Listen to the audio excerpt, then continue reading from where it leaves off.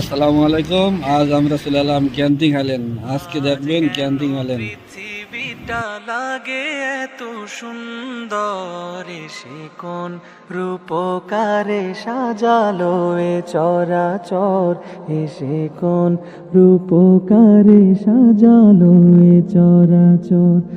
আজ কেন পৃথিবীটা লাগে এত সুন্দর, এসে কোন রূপকারে সাজালো এ চরাচর, এসে কোন রূপকারে সাজালো এ চরাচর।